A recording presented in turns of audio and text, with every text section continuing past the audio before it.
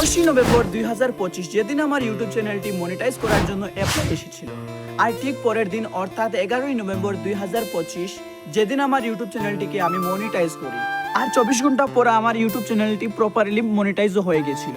আর কিছুদিন পর অর্থাৎ 29 মার্চ 2026 যেদিন আমার ইউটিউব চ্যানেলে $10 কমপ্লিট হয়। আমরা জানি যে ইউটিউবের পলিসি $10 কমপ্লিট হয়ে গেলে আমাদেরকে আইডেন্টিটি ভেরিফিকেশন করতে হবে। আইডেন্টিটি ভেরিফিকেশন অর্থাৎ ইউটিউব চ্যানেলের যে গুগল অ্যাডসেন্স আছে সেটাকে অ্যাপ্লাই করতে হবে। আর আমরা জানি যে ইউটিউবে গুগল অ্যাডসেন্স ছাড়া আমরা কোনো ধরনের পয়সা তুলতে পারবো না। তাই আমি ওই দিন অর্থাৎ 29 মার্চ 2026 আমার ইউটিউব চ্যানেলটির আইডেন্টিটি ভেরিফিকেশন করে দিই। আর 10 এপ্রিল দিনটিতে আমার ইউটিউব চ্যানেলের যে গুগল অ্যাডসেন্স সেটি পোস্ট অফিসে এসে যায়। আর আমার গুগল অ্যাডসেন্সটাকে আমি 16 এপ্রিল পোস্ট অফিস থেকে রিসিভ করি। আর পোস্ট অফিস যেতে আমি একটি ব্লগ বানিয়েছি, তোমরা ফুল ভিডিওটা দেখো একবার। তো হ্যালো গাইস স্যার, কেমন আছো তোমরা? আশা করছি ভালো আছো, আর আমিও ভালো আছি। তো আজকে যাচ্ছি আমি আমার গুগল অ্যাডসেন্সটাকে রিসিভ করতে পোস্ট অফিসে। তো তোমরা আমার সঙ্গে থাকো, তো চলো যাই। যত ছোট বড় ক্রিয়েটার আছে সবারই প্রথমে স্বপ্ন হয় গুগল অ্যাডসেন্স, আর যেটাকে আজ আমি আনতে যাচ্ছি। আর আমি যতই হাঁটছি আমার মনে হচ্ছে যে আমি আমার স্বপ্নের এক ধাপ এগোচ্ছি। স্যার তোমরা সঙ্গে থাকো, তো চলো যাওয়া যাক।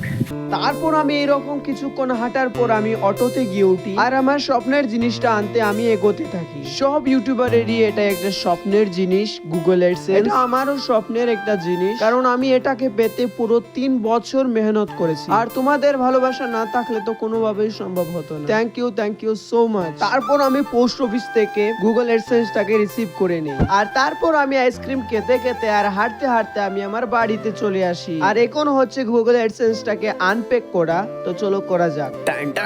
চলো আমরা এখন করি এটাকে আনপ্যাক। গাইস আর কি বলবো তোমাদের, আমার মতলব একদম মন খুশি হয়ে গেছে গাইস, আর কি বলবো তোমাদের, কিন্তু চলো আনপ্যাক করা যাক।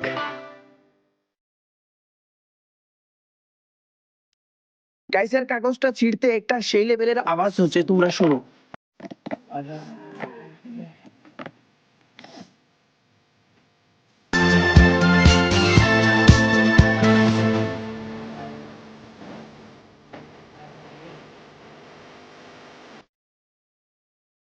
গাইসের কাগজগুলো ছিঁড়ার কাজ শেষ, তো এখন হচ্ছে পেপারটাকে রিভিল করার পালা। তো চলো দেখা যাক।